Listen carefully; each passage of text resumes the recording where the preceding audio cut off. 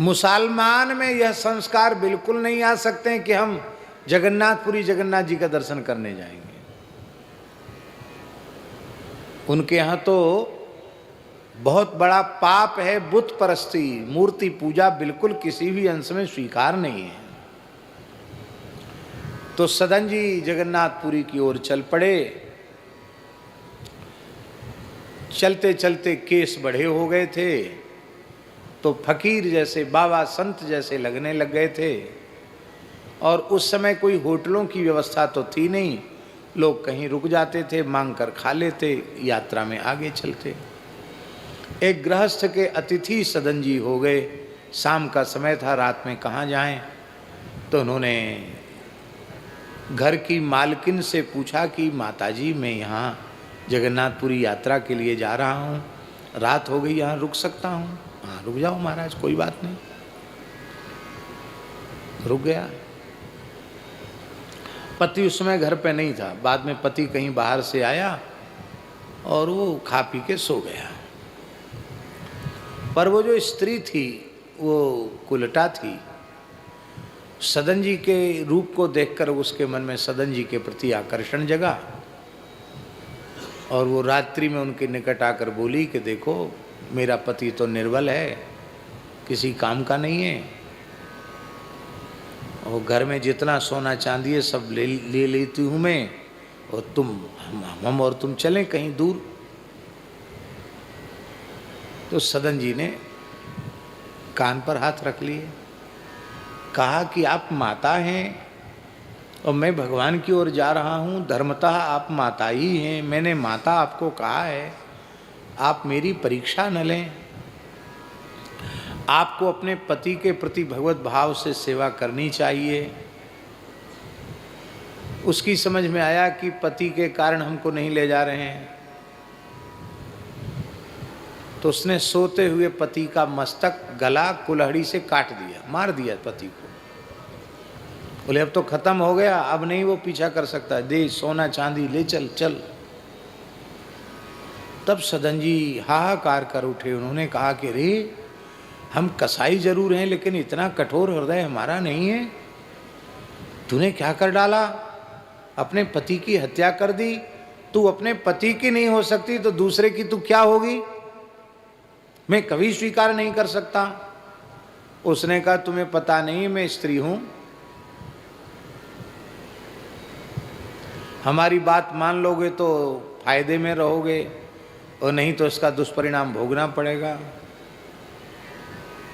सदन जी चुप हो गए कि जैसी भगवान की इच्छा, मैं अधर्म तो नहीं करूंगा। वह जोर जोर से चिल्लाई कि हाय हाय, आजकल साधु जैसे दिखने वाले लोगों पर भी विश्वास करना अच्छा काम नहीं है। बहुत बढ़िया बात कह रहे हैं, इसको सुन लीजिए तब जाइए। स्वामी जी ये सुन लीजिए तब जाइए। आजकल साधु संत जैसे लोगों पर भी विश्वास करना अच्छा नहीं है। इसको मैंने बहुत मना किया था, ज़बरदस्ती हमारे यहाँ रुक गया, रात को मेरे घर में चोरी की, सब सोना चांदी देखो गांठ बांध के रख लिया, और मैंने कहा कि मैं तो पतिव्रता नारी हूँ, इसके तेरे साथ कैसे चल सकती हूँ। तो इसने उठाई कुल्हाड़ी, मेरे पति की हत्या कर दी। देखो बचाने में मेरे हाथ में सब खून वून लग गया।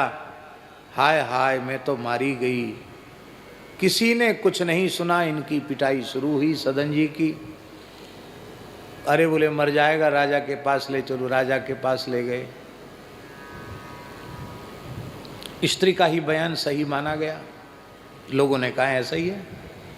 पर राजा बुद्धिमान था, उसने विचार किया कि हत्यारे की शकल सूरत अलग होती है, हत्यारे जैसी शकल सूरत नहीं है इसकी। ये बहुत आस्तिक और भक्त दिखाई पड़ता है क्योंकि इसके चेहरे पे बड़ी सौम्यता है। हो सकता है कोई दिमाग में कोई गर्मी आ गई हो, कुछ कर दिया हो, तो इसको मृत्युदंड तो नहीं देना चाहिए, हाथ काट देने चाहिए। तो राजा ने दोनों हाथ कटवा दिए और कटे हुए हाथ से भगवान का स्मरण करते हुए सदन जी चले। जब जगन्नाथपुरी के निकट पहुंचे तो भगवान जगन्नाथ से रहा नहीं गया। भगवान ने महाराज को आज्ञा दी, पंडाओं को, अपने पुजारियों को आज्ञा दी कि हमारी पालकी लेकर के जाओ और सदन जी को पालकी में बिठा के लाओ। कैसे हैं, उनका स्वरूप क्या है? तो भगवान ने कहा कि जैसे हम हैं ऐसे छोटे, ऐसे हाथ के, ऐसे ही हैं वो, उनके पूरे हाथ नहीं हैं, ऐसे ही हैं वो। सदन जी दंडोत करते हुए आ रहे थे, आप कहने पर भी पालकी में तो नहीं बैठे, रो पड़े, मेरे जैसे पतित जी ऊपर भगवान की ऐसी कृपा। और जब मंदिर के द्वार पर पहुंचे तो बोले हम शास्त्र मर्यादा का अतिक्रमण नहीं करेंगे, हमारा यहां तक अधिकार है, हम यहां तक आ गए, हम चक्र का ध्वजा का दर्शन कर लिए, कृतार्थ हो गए, हम भीतर नहीं जाएंगे। तो महाराज जी जगन्नाथ जी चलकर द्वार तक आ गए, और वे जगन्नाथ जी जहां भगवान जगन्नाथ आकर सदन जी से मिलने आए थे, जहां उस स्थल को आजकल पतित पावन जगन्नाथ कहा जाता है। वो जो पतित पावन जगन्नाथ जी हैं ना, वो वही जगन्नाथ जी हैं जो वहाँ से चलकर जगन्नाथ जी दर्शन देने, सदन जी को हृदय से लगाने, अपने प्रथम ड्योढ़ी तक भगवान चलकर आ गए। आज भी उन पतित पावन जगन्नाथ जी का दर्शन वे लोग करते हैं, जो लोग मंदिर में भीतर नहीं जाते, वो पतित पावन जगन्नाथ जी का दर्शन करते हैं।